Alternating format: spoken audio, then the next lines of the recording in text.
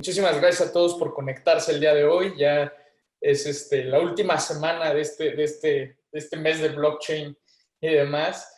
Muchísimas gracias, Balta, por acompañarnos, por tu tiempo en este espacio. La verdad, pues cada vez que te escucho siempre aprendo algo nuevo, ¿no? A pesar de que nos hemos reunido muchísimas veces, Muchísimas veces.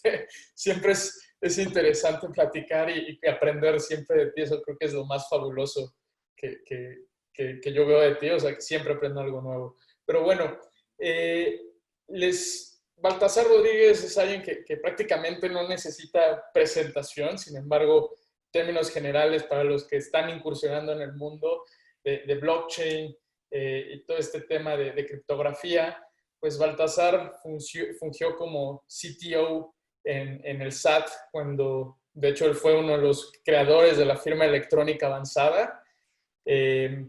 Un tema muy importante a nivel mundial también en el tema de identidad.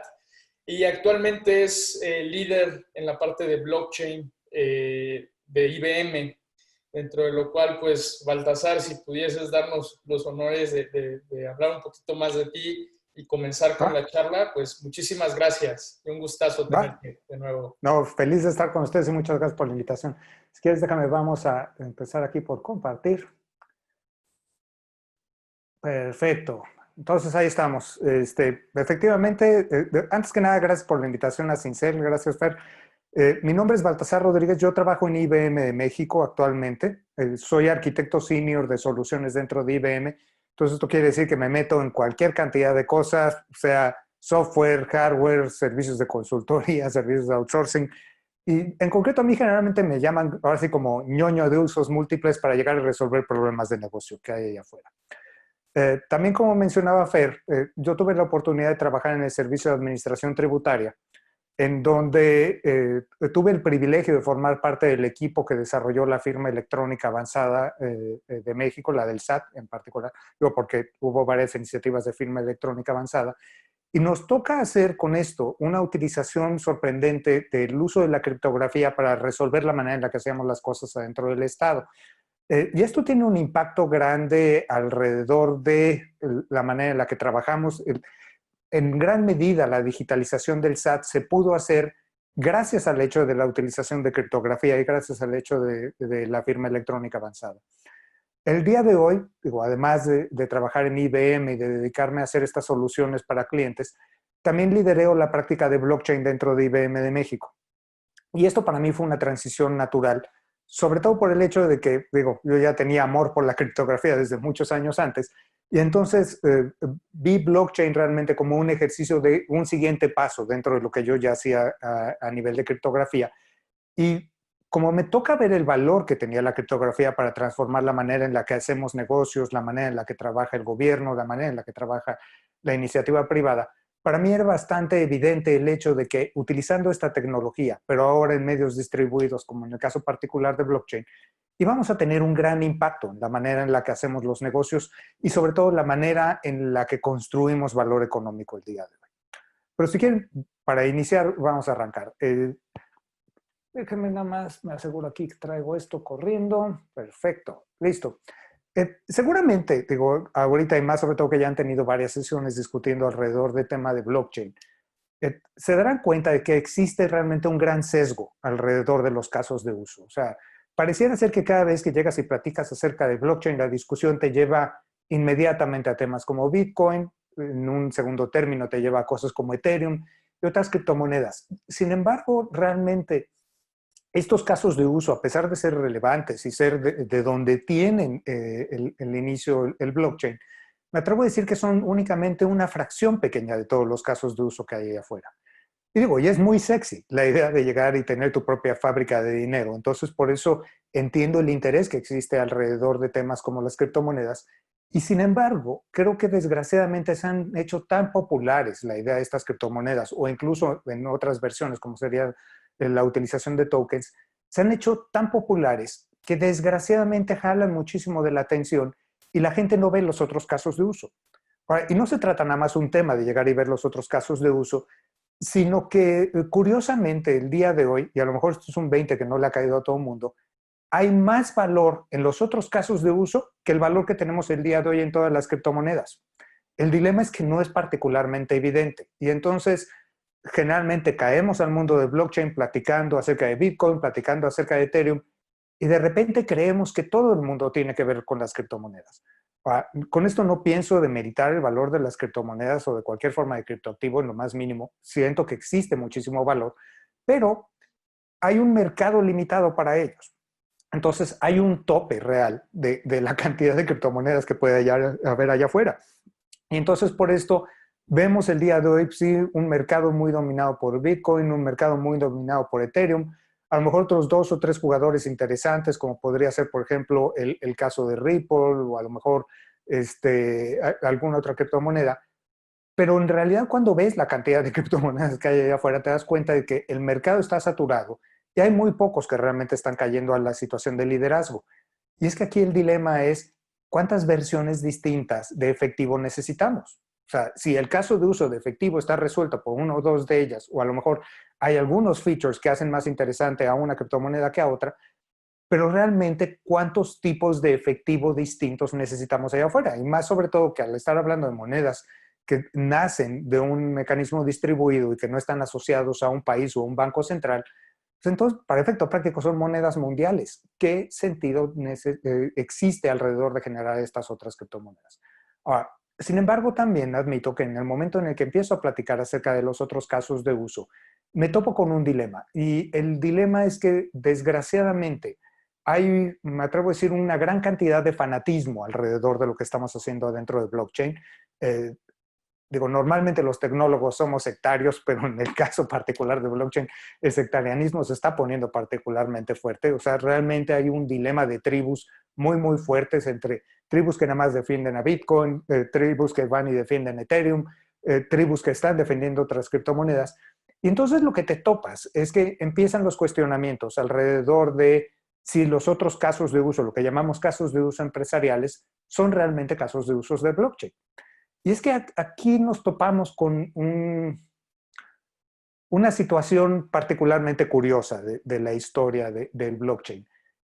Que, ok, cuando Satoshi Nakamoto, quien quiera que haya o hayan sido, a la hora de escribir el paper de Bitcoin, establecen los fundamentos básicos de cómo armar Bitcoin, la tecnología que está ahí abajo. Dicho sea de paso, realmente no inventan nada porque mucha de esta tecnología ya existía desde antes. Más bien, me atrevo a decir, la creación original es el hecho de la integración de todas estas piezas para hacer Bitcoin. Desgraciadamente, en ese punto en donde marcamos nosotros el origen de la idea de blockchain, Satoshi Nakamoto nunca tiene a bien llegar y hacer una definición adentro de su paper y decir blockchain es esto. Entonces, al no existir una definición, parte de lo que nos hemos enfrentado es que cada uno de los actores que estamos dentro del ecosistema intenta llegar con su propia interpretación de lo que es esta visión. Entonces, digo, difícilmente yo voy a decir que yo tenga la realidad o yo sea la neta del planeta y le sepa decir que es blockchain por encima de lo que podría decir cualquier otro allá afuera. Pero me atrevo a decir que yo he decidido tomar una posición que intenta ser abierta. ¿A qué voy con esto? Que si vemos a nivel más básico un blockchain, el blockchain no es otra cosa más que una estructura de datos, una cadena de bloques, enlazada con mecanismos criptográficos y funcionando a través de un esquema distribuido, en donde no hay una autoridad central gobernándolo todo. Entonces, para mí eso es un blockchain. Entonces, indistintamente del caso de uso, para mí el blockchain, y a lo mejor estoy viéndome aquí más como ñoño informático, para mí el blockchain no es otra cosa más que una estructura de datos protegida con mecanismos criptográficos trabajando de manera distribuida. Ahora, hay otras personas con las que llegan y platican y les van a hablar acerca de temas como, no, blockchain es un mecanismo de solución en contra del problema de civil, ¿ok? El cómo intentar asegurar un grado de confianza en una red de anonimato, donde alguien puede estar impersonando a más allá de un actor. Ok, en el caso particular de Bitcoin eso aplica, pero no necesariamente eso es una definición de blockchain, o por lo menos no lo es para mí. Entonces, yo siento que el hecho de intentar acotar a blockchain nada más para resolver temas como criptomonedas, criptoactivos y únicamente en blockchains públicas, o peor aún, el hecho de decir que blockchain es únicamente Bitcoin, es cerrarnos ante un océano de posibilidades de una gran cantidad de temas que podemos llegar y resolver exactamente con esta tecnología. Y es más, aunque nos pongamos en un terreno difícil de definición y digamos, no, no, no, es que hay una diferencia y cualquier cosa que no sea una blockchain pública, por definición no va a ser considerada blockchain, debería ser considerada un DLT, un Distributed Ledger Technology. Bien, pónganle el nombre que quieran. Si lo quieren llamar blockchain o no lo quieren llamar blockchain, a mí me tiene sin cuidado.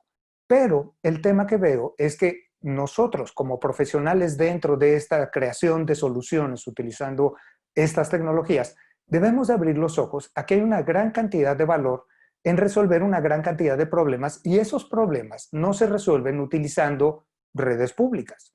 Se necesitan utilizar redes permisionadas, redes privadas, para efectos de poder soportar muchos de los casos de uso que hay afuera. Ahora, también aquí tenemos un dilema. Cuando aparece esta tecnología, la tecnología aparece como parte y extensión de un movimiento que existía a nivel mundial. De hecho, a mí me toca jugar en algunos aspectos dentro de ese movimiento, que era la idea del movimiento cypherpunk, en donde un grupo de que los que en entonces éramos chavos, decíamos que la criptografía nos iba a mantener libres porque iba a evitar que el gobierno se metiera en nuestros asuntos a la hora de poder manejar nuestros secretos. Y a través de los mecanismos de protección de esos secretos podíamos encontrar libertad. Entonces hay un fenómeno no nada más de criptoanarquía, sino me atrevo a decir hasta como de criptoactivismo o criptohippies, de intentar definir una línea política por encima de esa tecnología. Entonces decimos, mira, si no es 100% abierta, si no es 100% transparente, entonces tampoco es blockchain. Pero la neta es que la tecnología no tiene visión política, la tecnología no tiene una visión de moralidad, la tecnología no es otra cosa más que una triste herramienta.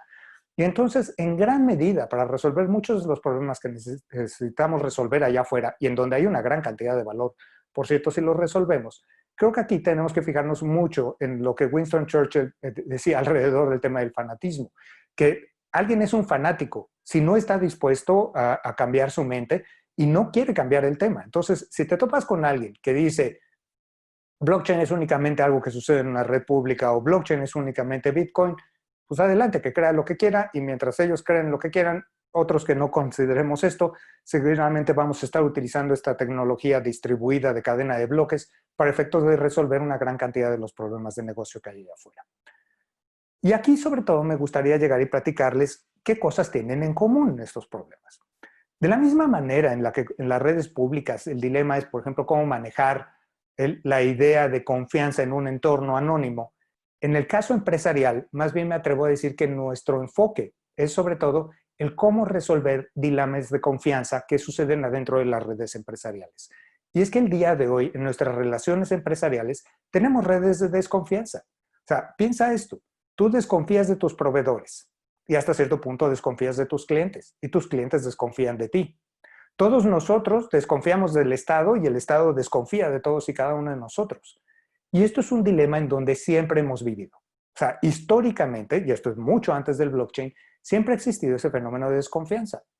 El dilema es que hasta el día de hoy, la manera en la que atacamos esos fenómenos de desconfianza tiene que ver primordialmente con la generación de fricción.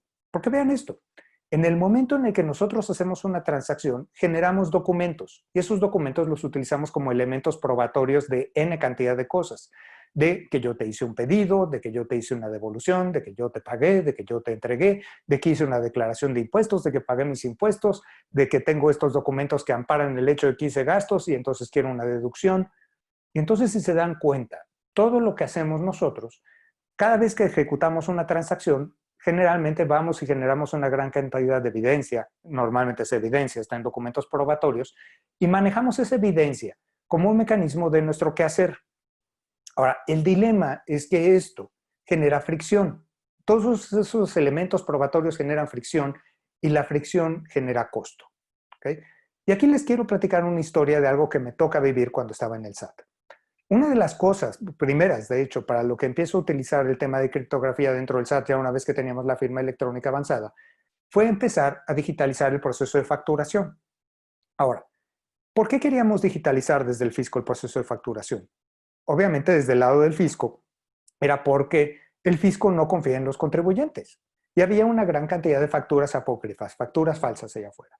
Entonces empezamos a meter criptografía y meter una serie de procesos automatizados para efecto de que todas las facturas que emitíamos como contribuyentes pudieran ser recibidas por el Estado y el Estado pudiera validar y detectar con esto que alguien te está haciendo alguna tranza o evitar que la gente llegue llevada a esos impuestos. Ok, entonces la herramienta viene por parte del Estado.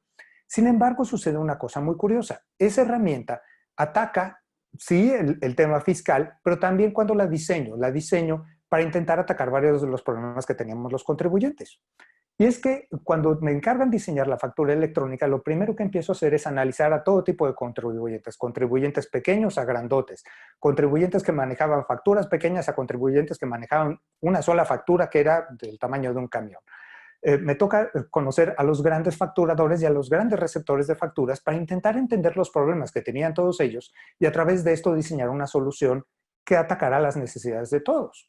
¿Okay? Porque siempre he sido fiel creyente de que en gran medida si haces una solución que resuelve los problemas de la mayor parte de los actores, vas a tener una solución que sea adaptable y aceptada por todos. Ahora, no sé cuántas facturas les haya tocado conocer o cuáles en los casos extremos, pero a mí sí me tocó conocer facturas verdaderamente extremas. Por ejemplo, la factura más grande, una factura de telecomunicaciones, la facturación de la intercomunicación o interconexión, por ejemplo, entre un carrier telefónico y otro. Porque todos los call detail records, esto es, todas las líneas que van emitiendo los switches telefónicos en una interconexión, tenían que formar parte de las líneas de detalle de una factura. En aquel entonces, yo trabajé mucho tiempo en telecomunicaciones, cuando te entregaba, por ejemplo, Telmex la factura de interconexión de 15 días eran 4 cajas de esta altura llenas de papel. Y esas 4 cajas tenían la facturación de 15 días de pura interconexión, porque tenían que estar todos los call detail records. Bueno, nosotros teníamos esa factura porque era obligación de ley tener la factura en papel, pero en realidad nos entregaban una cinta en donde estaba la información para que nosotros pudiéramos llegar y analizarla. Luego tenías empresas, por ejemplo, grandes emisores y receptores de facturas, como por ejemplo Walmart. No sé si ustedes puedan imaginarse esto, pero se pueden imaginar cuántos son 5 años de facturación, que es lo que te pide la ley que guardes, de Walmart. ¿Cuántos son 5 años de facturas en papel, de facturas emitidas y facturas recibidas? Bueno, a mí me toca llegar y conocerlo. Y eso que me toca llegar y conocer eran 3.500 metros cuadrados llenos de papel. Eran 2 naves industriales en Vallejo, llenas hasta el tope de cajas, pasillo tras pasillo tras pasillo lleno de cajas de papel. Y el tema no eran nada más esas cajas de papel, sino que asociado a esas cajas de papel tenías procesos y tenías gente. ¿Por qué? Porque en el momento en el que llegaba el SAT y decía, oye, quiero ver la factura fulano de tal, alguien tenía que tener la capacidad de llegar y meterse en esos 3.500 metros cuadrados de papel y producir la factura. Entonces, cuando analizabas la factura, te dabas cuenta que la factura no era nada más ese pedazo de papel. La factura era una gran cantidad, una colección de procesos y sobre todo una gran cantidad de gestión que estaban asociados a esos 5 años. Porque todo esto se traducía en fricción y esa fricción se traducía en costo. Si analizabas, por ejemplo, el mandar imprimir tu factura en un impresor autorizado, el tener el fulano que la llenaba, el fulano que llegaba y la entregaba, el fulano que la revisaba, el fulano que checaba que estuvieras autorizado en el SAT, el fulano que la pagaba, el fulano que la archivaba y el fulano que la recuperaba en el caso de la auditoría. Cuando empezabas a juntar todo esto, te dabas cuenta de que había una gran cantidad de dinero metida en gestión. ¿Cuánto? Cosa curiosa, en el año de 2004, a través de un estudio que hicimos en conjunto con el Banco Mundial, les pedimos que nos ayudaran a determinar cuánto costaba el ciclo de vida de 5 años de una factura de papel. Y fue sorprendente porque costaba 98 pesos. O sea, indistintamente lo que hubieras comprado o vendido, el ciclo de esa factura costaba 98 pesos. El día de hoy, si eres un gran emisor y gran receptor de factura, ese costo ya no son 98 pesos, anda alrededor de 3 centavos y medio. ¿Okay? Pasaste de 98 pesos a 3 centavos y medio. Y no fue por eliminar el papel, sino que en el momento en el que eliminaste el papel y tenías mecanismos que le daban certeza criptográfica a esos documentos, hubo muchos procesos que hacías antes que ya no tenías que hacer. Y otros tantos de los procesos que siguen quedando los podías llegar y automatizar. Entonces, el día de hoy, los grandes emisores, receptores de facturas, lo más seguro es que tengan su sistema hablando contra tu sistema, entre ellos negociando un pedido, cerrando el pedido, haciendo la transacción, generando la factura, validando la factura, pagando la factura y archivando la factura. Y donde antes tenías esos 3.500 metros cuadrados llenos de papel, el día de hoy te caben en un USB y te queda espacio para tu colección de películas. Ese es el impacto de poder eliminar la fricción, de 98 pesos a 3 centavos y medio. El día de hoy en México se emiten 6.500 millones de facturas al año. Vamos a redondear y vamos a decir que son 94 pesos de ahorro. 94 pesos de ahorro por los 6.500 millones de facturas, se dan cuenta de la gran cantidad de dinero que nos estamos ahorrando, la gran cantidad de valor en productividad que se está generando. Y esto lo hicimos a través de la digitalización, a través de agregar certeza. Ahora, en el caso particular del SAT, esto lo pudimos hacer porque de repente llega el SAT y el SAT se pone como autoridad central en medio de nosotros diciendo, yo voy a avalar la certidumbre alrededor de una factura. Yo les voy a decir si esa factura es de veras, si el contribuyente que está del otro lado es un contribuyente verdadero, si está localizado, tiene firma electrónica o no tiene firma electrónica. Y sin embargo, estamos rodeados de muchísimos otros casos el día de hoy en donde esa fricción sigue existiendo. Y es que crear esas autoridades centrales para hacer esos puntos de confianza en nuestras cadenas de desconfianza no es sencillo y es particularmente costoso. Y sin embargo, blockchain puede hacer exactamente esto. Blockchain nos permite a nosotros llegar y utilizar los mecanismos digitales para agregar esa certeza criptográfica y para agregar automatización adentro de nuestras transacciones, sin la necesidad de que tenga que aparecer una autoridad y ponerse como órgano central para eliminar la fricción. Y entonces esto quiere decir que si estamos en un entorno en donde el día de hoy hay fricción derivada de una gran cantidad de desconfianza y esa fricción se manifiesta como procesos de validación, documentos, controles probatorios, podríamos utilizar blockchain para eliminarlos o disminuir la cantidad de esos controles, agregar mecanismos digitales de certeza y sobre todo que pudiéramos llegar y hacer automatización. Y ese estilo de beneficios que logramos, por ejemplo, en el SAT con la facturación electrónica, los podríamos estar teniendo en cualquier otra cadena de valor en donde el día de hoy exista desconfianza.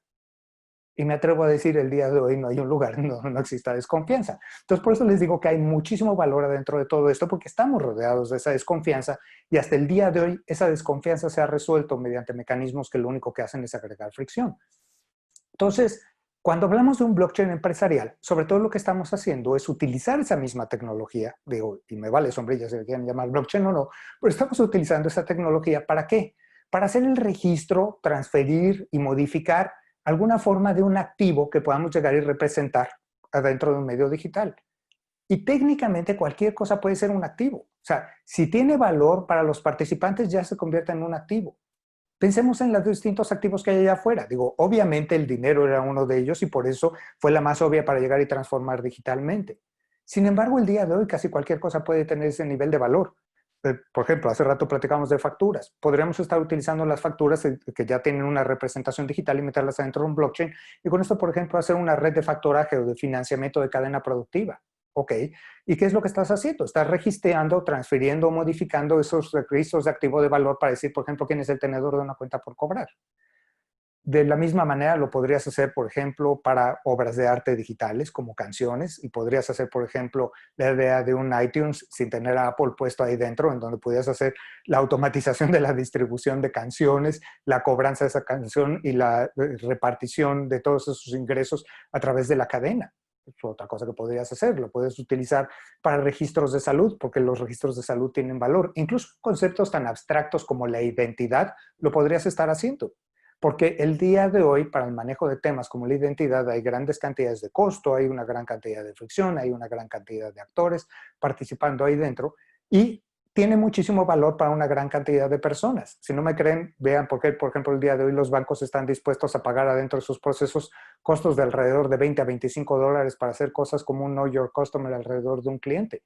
Y si de repente con blockchain yo pudiera eliminar muchos de esos costos y reducirlos, bueno, estamos hablando de una gran propuesta de valor que podríamos hacer. Ahora, el tema no nada más está en registrar esos activos, modificarlos o transferirlos, sino que pudiéramos gobernar y automatizar los procesos que están alrededor de esto. ¿Se acuerdan que cuando les mencionaba acerca de las facturas, le dije que no era nada más el hecho de convertir a la factura en digital lo que genera el beneficio, sino que de repente, una vez estando en digital, yo podía llegar y automatizar muchos de los procesos y hacer que mis sistemas hablaran contra tus sistemas y que de repente pudiéramos tener el proceso desde pedido hasta pago de la factura y archivística de la factura automatizado. Así que como hielito fiesta, jamás tocado por las manos del hombre, pudieras llegar y hacer esos procesos de negocio. Bueno, el día de hoy, a través de tecnología como los contratos inteligentes que aparecen en varios de los blockchains que hay ahí afuera, tú podrías llegar y tomar esos activos digitales, gobernar la manera de poder acceder hacia ellos, quién puede ver y quién no puede ver un pedazo de información, cómo se distribuyen, cómo se automatizan esos procesos, y entonces con esto puedes no nada más reducir la fricción, sino reducir todavía más los costos, incrementar más la certeza alrededor de las cadenas de valor. Y finalmente, la otra cosa que estamos haciendo es generar trazabilidad. ¿Trazabilidad por qué? Porque de repente todas estas transacciones se convierten en inalterables, en inmutables, en finales y sobre todo no repudiables. Y esas son cosas que son mucho de valor adentro de las redes empresariales. Digo, en el caso particular de blockchains públicas como es en Bitcoin, adicionalmente también tienes el tema de transparencia. En Bitcoin hay transparencia absoluta. Tú puedes saber todo alrededor de Bitcoin. O sea, si tienes un número de wallet, puedes checar cuánto dinero hay en ese wallet indistintamente que sea tuyo o no. Eso es transparencia absoluta. Ahora, pero la transparencia absoluta asociada a anonimato absoluto pues es algo que podemos manejar. Sin embargo, vean qué sucede en las redes empresariales. A lo mejor cuando tú vendes, te importa muy poco a quién le estás vendiendo. Pero cuando tú vas a comprar algo, en particular, por ejemplo, materia prima, tú siempre tienes interés de saber a quién cuando se le estás comprando. No estás comprando la materia prima del primer fulano que te aparece en la calle. Quieres tener certeza de quién es tu proveedor para saber a quién reclamarle en caso de que hubiera un problema. E incluso cuando estás vendiendo, digo con todo que a lo mejor no te interesa mucho saber a quién le estás vendiendo, ¿qué sucede si vendes a crédito? Ah, no, si vendo a crédito quiero saber perfectamente a quién le estoy vendiendo. Entonces la idea de publicidad o de una red pública no funciona en muchos de los casos de uso empresariales porque en los casos de uso empresariales, sea por razones de negocio o a veces hasta por razones normativas, tenemos que saber con quiénes estamos trabajando. Y entonces, en el momento en el que desaparece el anonimato, ya no puedes estar hablando de redes públicas. Tienes que empezar a hablar acerca de redes privadas o redes permisionadas.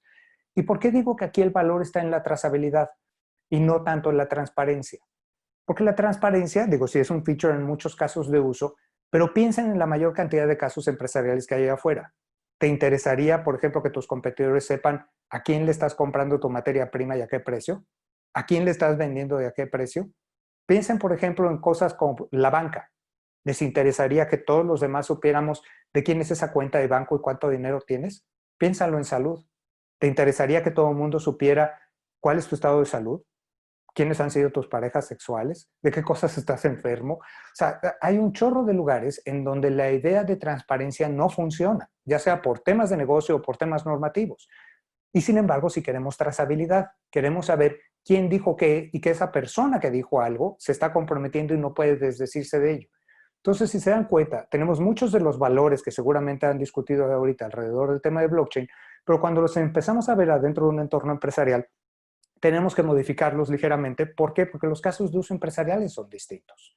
Y entonces es por esto que de repente, donde antes en criptomonedas estábamos hablando de redes públicas y es un feature el hecho de que sean públicas, aquí de repente no pueden ser públicas. Tienen que haber participantes nombrados y entonces eso ya los hace privadas porque el anonimato no está. En donde de repente algo tenía muchísimo valor por el hecho de ser transparente, esa transparencia ya no es un valor, sino se convierte más bien en un pasivo, y entonces ya no quieres ser transparente, pero sí quieres tener trazabilidad. Entonces, lo que estamos viendo es que para poder hacer que esta tecnología funcione dentro del mundo empresarial, tenemos que cambiar un poco la manera en la que pensamos alrededor de ella para empezar a adecuarla. Ahora, la otra cosa también que menciono mucho, y sobre todo esto lo menciono cuando doy cursos alrededor de diseño de soluciones de blockchain, o platico incluso mucho con mis propios ingenieros adentro de IBM, está en el hecho de que cuando platicamos de estos casos de uso, les digo que tienen que dejar de ver a blockchain o a las cosas que hacemos dentro de blockchain como una aplicación. ¿Y por qué? Porque desgraciadamente cuando vemos las cosas como una aplicación, vemos un caso de uso. ¿Okay? Y intentamos resolver todas las cosas con un caso de uso. Y sin embargo, aquí el dilema es que blockchain, tú puedes lanzar un proyecto con un caso de uso, pero la idea de blockchain realmente es que blockchain es una red, no es una aplicación.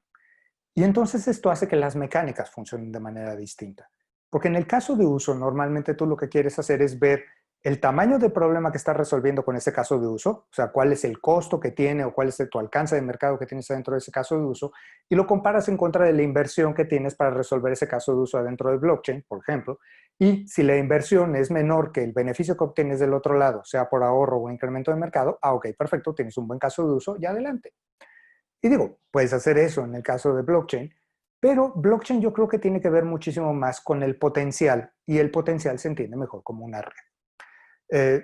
Ahí les pongo una referencia alrededor de lo que se llama la ley de Metcalfe, de este hombre que aparece aquí en la foto. Era Robert Metcalfe, ya murió. Él fue el padre de Ethernet y uno de los fundadores de Tricom, que durante mucho tiempo fue una de las grandes empresas en el mundo de tecnología. Y él diseña una ecuación en donde él lo que dice es que las redes no crecen linealmente en su valor. O sea, pueden crecer linealmente en su número de usuarios, pero en su valor no, crecen exponencialmente. ¿Por qué? Porque su valor se incrementa al cuadrado del número de los usuarios. Esto quiere decir que a mayor cantidad de usuarios se incrementa el valor, pero que el valor no incrementa en la misma proporción en la que están incrementando los usuarios. Donde los usuarios incrementan linealmente, el valor incrementa exponencialmente. ¿Por qué? Porque un usuario al momento de subirse a una red tiene la posibilidad de poder platicar con todos los demás usuarios de esa red. Entonces, tradicionalmente, cuando hablamos de redes de telecomunicaciones, cuando medimos el valor de nuestra red, lo que hacemos es checar el número total de abonados, sacar el cuadrado del número de usuarios, y a través de esto podemos empezar a delimitar cuál es el valor que tiene esa red. Piensa esto. Cuando tú te subiste a la red telefónica por primera vez, lo más seguro es que te hayas subido a través de un caso de uso. Y a lo mejor ese caso de uso era estar en contacto con tu familia, hablar con la novia, comunicarte con el trabajo. Pero una vez que tienes un teléfono, ese teléfono te sirve para hablar con cualquier otro participante dentro de la red. Eso quiere decir que no importa cuál haya sido el primer caso de uso que te hizo subirte a la red, una vez que estás en la red puedes seguir agregando más casos de uso y sin tener que incrementar la cantidad de inversión que hiciste en infraestructura, puedas obtener cada vez mayor cantidad de valor. Esto es, a lo mejor yo contraté el teléfono para hablar con mi novia, pero una vez que tengo el teléfono puedo seguir hablando con mi novia, pero puedo hablar con mi familia, puedo hablar con mis hijas, puedo hablar al trabajo, puedo hablar para pedir la hora. O sea, la cantidad de casos de uso que puedo tener es enorme y sin embargo la cantidad de inversión que hice era la misma indistintamente si era 1 o 200 casos de uso. A lo mejor hay un costo operativo, pero ese costo operativo es marginal con respecto a todo el costo de infraestructura de la red.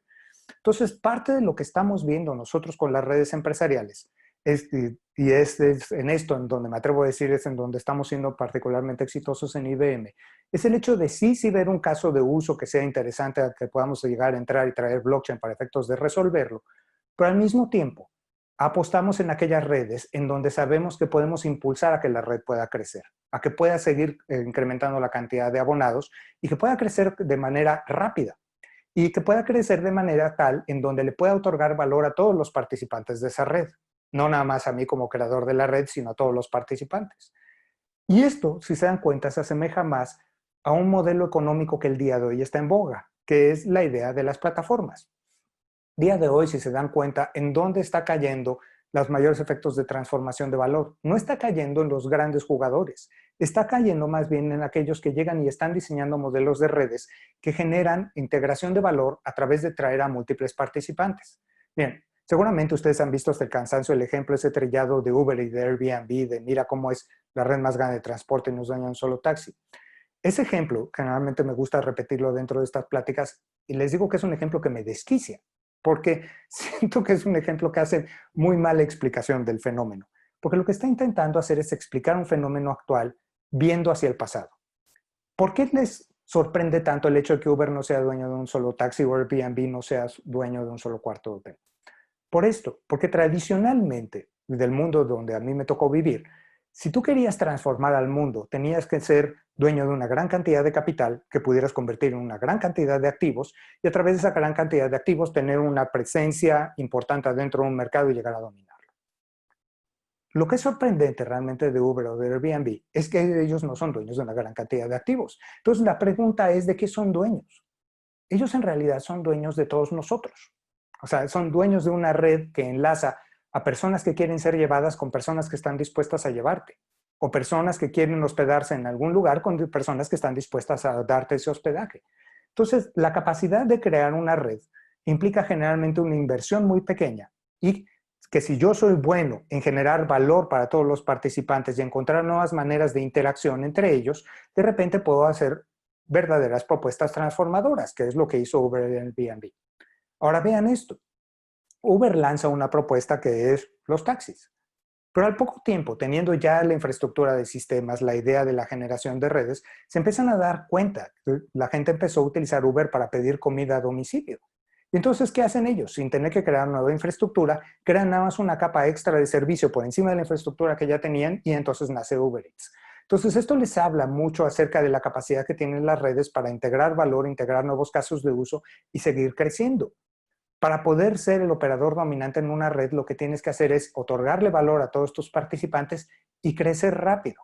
Si tienes esa capacidad de generar valor para todos los participantes y crecer rápido, tienes la posibilidad de hacerlo también adentro de blockchain y con esto generar un nuevo modelo de plataforma para llegar a transformar al mundo. Y esto también me parece relevante en particular para México. ¿Por qué? Porque México tiene una serie de características muy curiosas. Por un lado, México tiene grandes ventajas, o sea, tenemos leyes que hablan acerca de la firma electrónica, que para efecto práctico es uno de los mecanismos básicos de operación adentro de blockchain. Y México tiene su aparición en el Código de Comercio, México tiene su aparición en el Código Fiscal de la Federación, después en una ley federal de firma electrónica avanzada en el año 2012. Y entonces esto le da certeza jurídica a todas las operaciones y transacciones que estemos ejecutando con criptografía asimétrica, que dicho sea de paso es lo que usamos adentro de blockchain. Entonces, aunque no utilizaras los certificados del SAT, los mecanismos básicos de operación que tienes ahí te permitirían hacer operaciones con plena certeza jurídica. Entonces, estamos en un entorno divino para poder hacer blockchain en caso de uso empresarial, porque jurídicamente tenemos este sustento. Y no nada más adentro de México. México, sus leyes de firma nacen a través del hecho de que México firma el convenio de la ley modelo de UNCITRAL para firma electrónica avanzada, donde el compromiso es que todos los países firmantes se iban a voltear adentro de sus propios países, emitir normatividad para soportar esa ley modelo, que en concreto era cómo hacemos mecanismos de firma electrónica avanzada en todos nuestros países, y soportamos mecanismos de validación cruzada. Entonces esto es, por ejemplo, Estonia tiene un mecanismo de estos y entonces Estonia tiene, y de hecho lo hizo, la posibilidad de acercarse a México y pedir un mecanismo de reconocimiento cruzado. Y México entró en un mecanismo de reconocimiento cruzado con Estonia. Entonces, esto quiere decir que si nosotros firmamos digitalmente algo en México con mecanismos de firma validados por la ley mexicana, estos pueden ser reconocidos en Estonia y viceversa. Entonces, esto me permite tener mecanismos en donde los distintos países que firmaron ley modelo de UNCITRAL empiezan a conformar, al menos jurídicamente hablando, una red en donde le damos esta plena certeza jurídica a los elementos firmados criptográficamente. Y eso es lo que estamos haciendo con blockchain. Entonces, eso nos da un trasfondo jurídico ideal para hacer cosas con blockchain. Y sin embargo, al mismo tiempo, curiosamente, en el caso de uso primario de blockchain, que eran las criptomonedas, estamos en uno de los peores lugares para hacerlo. Porque es más, nos podríamos haber ahorrado todo el trabajo normativo que hizo Banxico y nada más haber pagado un desplegado en la prensa de una página grande que dijera no. Porque para efecto práctico, lo que nos dijo el entorno regulador alrededor del tema de blockchain es, si suena moneda, olvídalo, no está permitido. El monopolio de la creación de monedas en México es del Banco Central, punto y se acabó.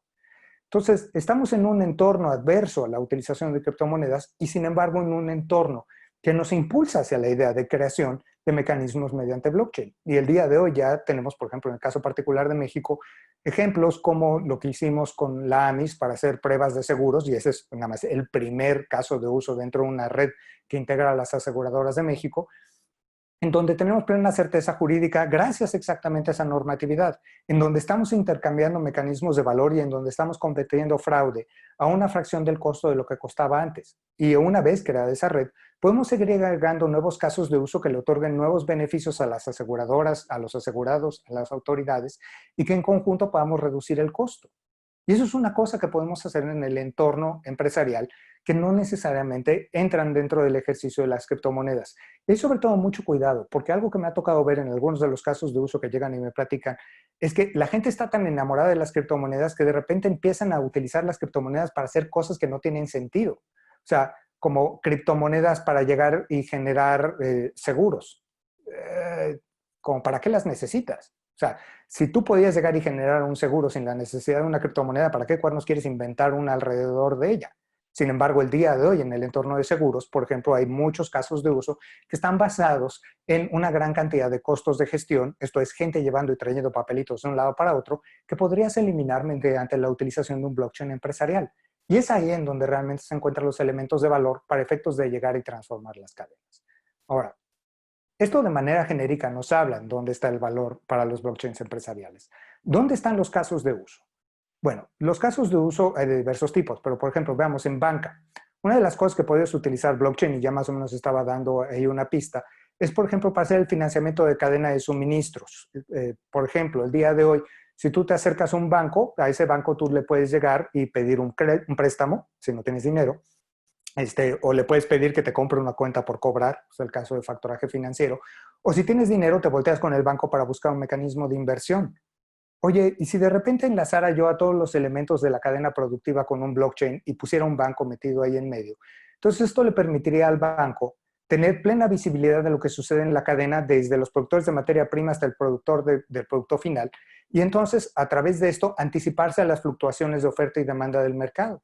Y entonces esto le permitiría hacer un producto, o más que un producto, un servicio de financiamiento de la cadena productiva, en donde lo que te podría hacer es, por ejemplo, si tienes dinero, ok, yo te lo invierto, pero ¿en dónde te lo invierto? En lugar de invertirlo en papel, lo que puedo hacer es llegar a invertirlo en la misma cadena.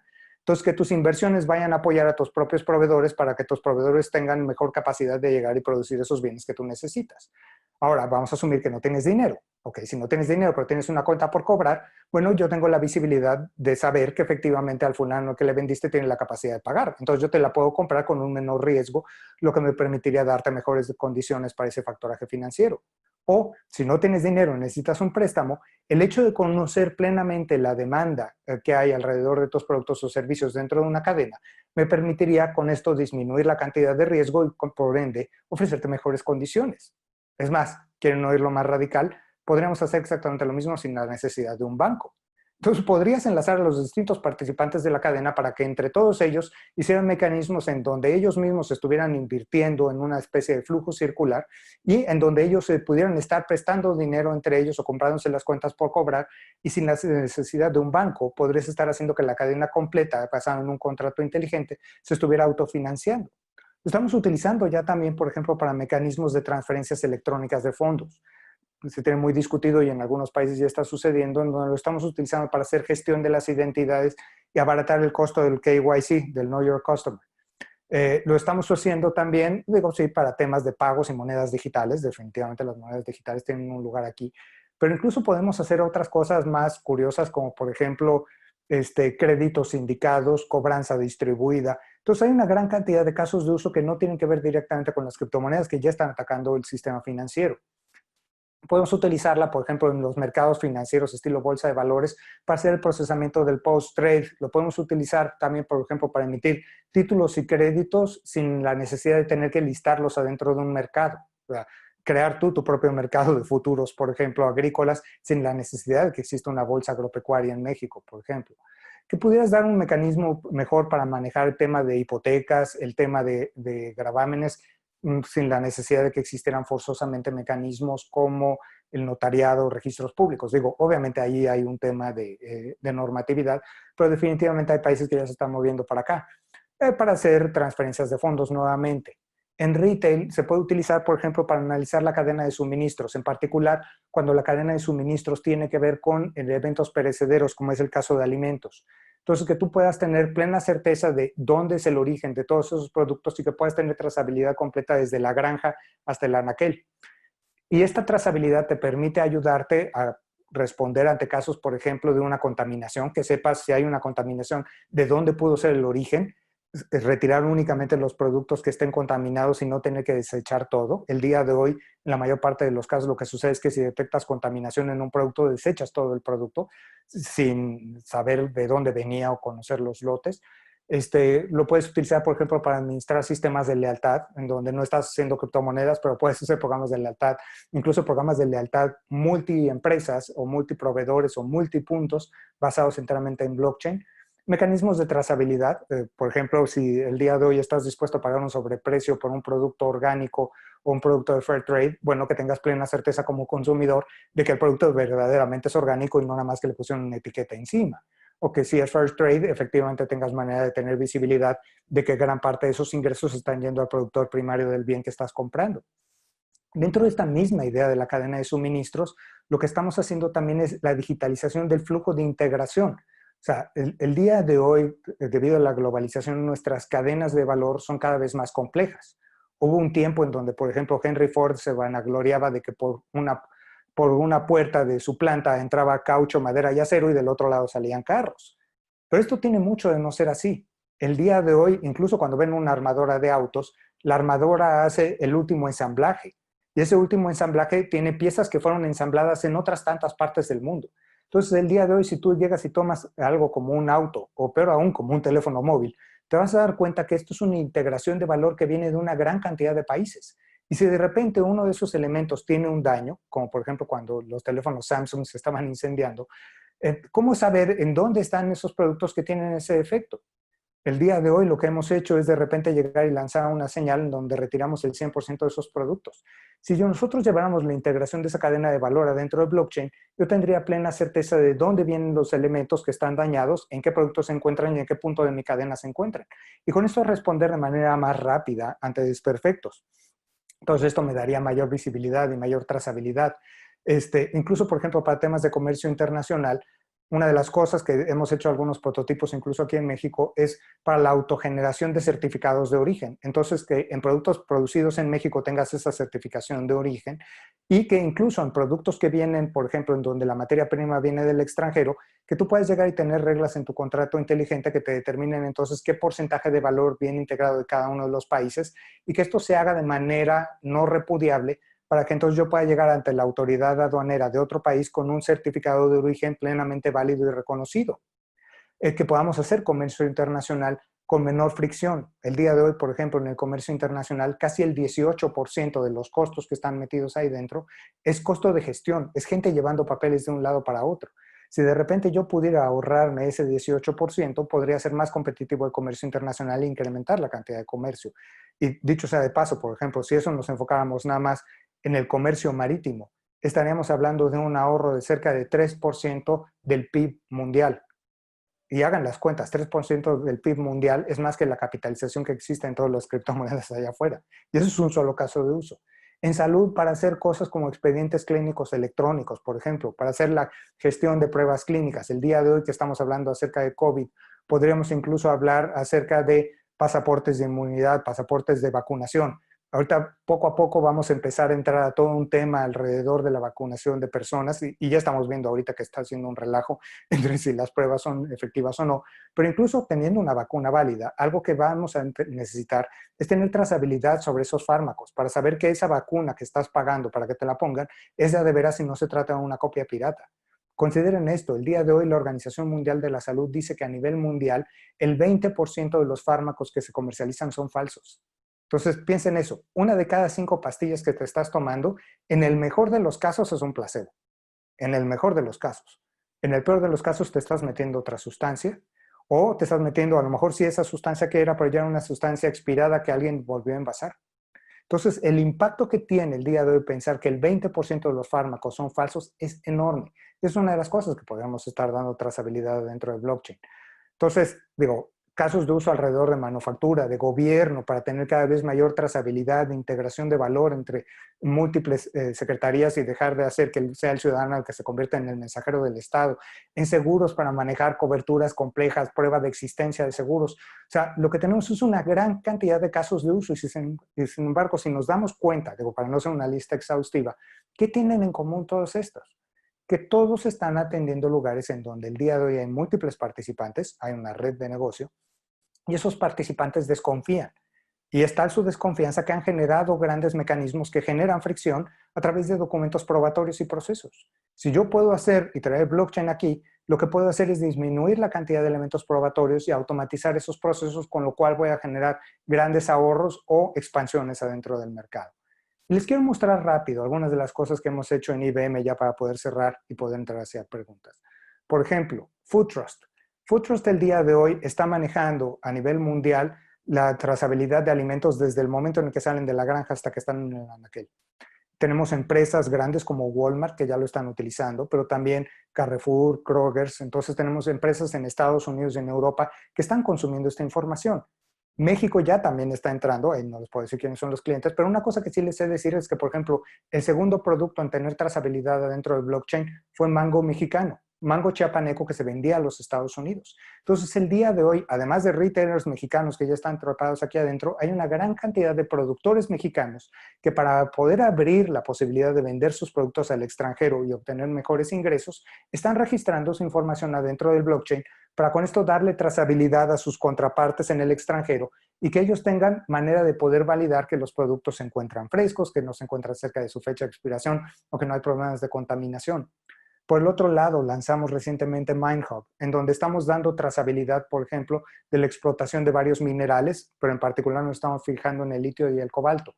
Porque así como había diamantes de sangre que llegaban y fondeaban guerras civiles en África, el día de hoy el litio que consumimos para las baterías de nuestros teléfonos móviles y el cobalto también para las baterías, parte de lo que tienen es que están derivando en explotación laboral, en mano de obra infantil, en suministrar fondos a inestabilidad social, a regímenes políticamente no aceptados. Entonces, en Europa, parte de lo que está sucediendo es que el regulador le está pidiendo a todos los fabricantes de baterías que tienen que tener trazabilidad de dónde viene el cobalto y el litio que están utilizando en las baterías. Y aquí blockchain nos está sirviendo para dar todos esos elementos de trazabilidad. El día de hoy ya tenemos también un proyecto que está a punto de entrar en producción, está estado en piloto ahorita un poquito más de un año, en donde en conjunto con el FDA, con Walmart, con Merck y KPMG, diseñamos una solución que le da trazabilidad a la producción de fármacos desde la materia prima hasta que se encuentran en el anaquel, exactamente para que los pacientes tengan plena certeza de que cuando reciben un fármaco, el fármaco que están consumiendo es real y que no están consumiendo una medicina apócrifa. Por el otro lado, estamos atacando el comercio internacional a través de cosas como TradeLens, en donde el día de hoy todos los eventos que existen alrededor de los contenedores multimodales marítimos los estamos registrando. Ya el día de hoy, aquí mi slide todavía habla de 60%, el día de hoy estamos en 66% de todos los contenedores marítimos a nivel mundial están siendo registrados en un blockchain. Entonces, esto quiere decir que toda la información de en dónde se encuentra un contenedor está ahí, pero adicionalmente toda la documentación que está acompañando esto, como certificados de calidad, certificados de origen, pedimentos aduaneros, etcétera, toda esa gran cantidad de gestión, el día de hoy ya se encuentra digital y está siendo automatizada por procesos. Entonces, esto nos está permitiendo materializar grandes ahorros alrededor del comercio internacional. Ese es el caso de uso que les platicaba de que por sí solo es casi 3% del PIB mundial. Ahora, blockchain es muy emocionante, pero generalmente me gusta cerrar esto con una frase de Mark Twain, a la que yo me alterado un poco y le digo que es el síndrome del ingeniero. Porque a un ingeniero le das un martillo y de repente todo tiene jeta de clavo. Y el problema que tenemos nosotros es exactamente esta idea de sectarianismo. Y este sectarianismo no nada más es entre si blockchain son criptomonedas o no, o si se puede utilizar para casos empresariales o no. Parte del dilema es que se ha vuelto tan popular blockchain que de repente queremos utilizar blockchain para todo. Y la respuesta es no, definitivamente blockchain no es para todo. Hay casos de uso en donde realmente sí tiene sentido, pero hay muchísimos otros en donde no. Entonces, aquí lo que les pido sobre todo que recuerden es la siguiente. Blockchain tiene sentido si lo que estamos haciendo es atacar algo dentro de una red de negocio. Y una red de negocio quiere decir múltiples participantes allá afuera. Si esto es algo solo para su empresa, difícilmente va a servir. O sea, tiene que ser para múltiples participantes. La segunda cosa es que tiene que estar intentando resolver un dilema de desconfianza. Esto es, entre los distintos participantes, son participantes adversariales. Esto es, sus incentivos se encuentran cruzados. El vendedor quiere vender lo más caro posible y el comprador quiere comprar lo más barato posible. Ahí están encontrados. Y esto genera desconfianza. Entonces, si tienes múltiples participantes y hay un elemento de desconfianza y esta desconfianza ha derivado en una gran cantidad de fricción, entonces suena a que efectivamente tienes un buen lugar en donde pudieras llegar a aplicar blockchain. Si esas tres máximas no se cumplen, me atrevo a decir, no es un tema de blockchain, vayan y resolvanlo entonces mejor con una base de datos. Y, perdón si hablé muy rápido porque sé que hablar conmigo es como tomar agua de una manguera contra incendios, pero vamos a dejarlo ahí abierto para que podamos hacer preguntas. Me voy a sentar ahorita aquí para poder leer también un poquito de las preguntas que están poniendo. Y ahorita de entrada por su atención, muchas gracias. Por cualquier cosa, eso que está puesto ahí en la pantalla, ese es mi Twitter por si me quieren seguir y el código QR no es mi código para recibir donaciones, ese es mi perfil en LinkedIn. Entonces, si quieren conectarse conmigo, feliz de la vida y ahí podemos platicar de lo que quieran, gusten y manden. Y bueno, pasemos para las preguntas entonces. Déjame me cambio aquí. Perfectísimo, mi Balta. Pues muchísimas gracias. Ahorita, bueno, tenemos una pregunta ahí que dice de qué integradora de seguros hablabas. No identifica el nombre. Ok. De hecho, no estamos hablando de una integradora de seguros, estamos hablando de casi todas las aseguradoras de México. La AMIS es la Asociación Mexicana de Instituciones de Seguros. Esta abarca, si mal no recuerdo, el 98% de todas las aseguradoras de México. Entonces, a través de la AMIS, en conjunto con ellos, diseñamos un blockchain para hacer prueba de seguros. Esto es que tú puedas llegar y registrar una póliza y que a través de registrar una póliza tú sepas que la póliza existe, que es real, que la cobertura que está contratada y que te aparece en tu carátula es efectivamente la que reconoce la aseguradora y que no se trata de una copia apócrifa. Y esto se hizo en un primer ejercicio con seguros vehiculares. Entonces, el día de hoy, todas las empresas aseguradoras que están afiliadas a la AMIS y que emiten seguro vehicular ya están trepando su información adentro del blockchain.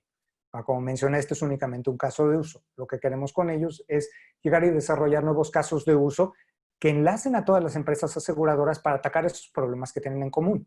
Por ejemplo, uno de los problemas comunes más grandes que tienen ellos es el fraude en seguro de gastos médicos.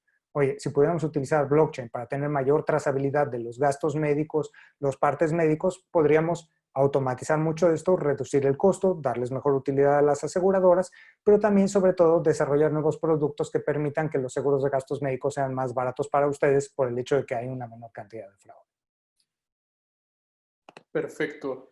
Tenemos otra pregunta que dice, en la parte de blockchain de criptomonedas se habla demasiado de gastos por el poder de procesamiento necesario para sostener la red. ¿El entorno empresarial se enfrenta con este problema? Digamos que se enfrenta con él, pero se enfrenta de una manera totalmente distinta y en una fracción del costo. En gran medida, lo que genera el costo dentro de las redes de criptomonedas tiene que ver con el algoritmo que utilizas para lograr el consenso, Proof of Work. Proof of Work tiene un dilema. Es un algoritmo exageradamente ineficiente. Ahora, el dilema no es que haya sido mal diseñado. El verdadero dilema es que fue diseñado ex profeso para ser ineficiente. Recordarán ustedes acerca de lo que se llama el dilema del 51%. Si alguien es dueño del 51% de los nodos de la red, se convierte en el dueño de la verdad adentro de un mecanismo de blockchain. Entonces, una de las cosas que intenta hacer Satoshi es desincentivar el hecho de que alguien lograra ese 51%. Entonces, a un mayor incremento de participantes adentro de la red, el algoritmo se volvía más difícil de resolver. Entonces, era como darte un tiro en el pie el hecho de invertir para poner más nodos, porque entonces a la hora de agregar más nodos, lejos de incrementar tus posibilidades de tú ser el minero que lograra la resolución del problema, estabas empezando a trabajar en tu propia contra. Ahora, ese algoritmo que es dispendioso no nada más fue diseñado para generar este mecanismo de defensa en contra del 51%, que hecho sea de paso, no funcionó enteramente porque sí ha habido por lo menos un punto documentado en la historia de Bitcoin en donde hubo un jugador que tuvo más del 51% de la red. La otra cosa que tiene es que vean esto. ¿Qué le da valor a una moneda? El día de hoy lo que te genera valor a una moneda es las reservas que existen dentro de tu banco central, ¿ok? Eso da un mecanismo de respaldo. Tienes por el otro lado la demanda que hay de tu moneda. Esto es, por ejemplo, cuántas gentes quieren comprar pesos, y eso va a tener un impacto. A más gente que quiera comprar pesos, más va a subir el peso. Y la única mecanismo que le queda a un banco central para intentar gobernar hasta cierto punto el valor de esa moneda es a través de la política monetaria. Esto es cuánto circulante suelta allá afuera. Y la razón por la cual quieres hacer esto es para mantener el valor medianamente estable a través del tiempo. Ahora, esto lo puede hacer un banco central, y digo, habrá mucha gente que dice que los bancos centrales hacen pésima labor alrededor de esto, pero lo hacen exactamente porque son centrales. ¿Okay? Es un organismo centralizado que determina la cantidad de circulante que hay allá afuera. Ahora, las criptomonedas requieren de política monetaria, pero ¿cómo puedes hacer una política monetaria si estás en una red distribuida, en donde técnicamente no puede haber un organismo central?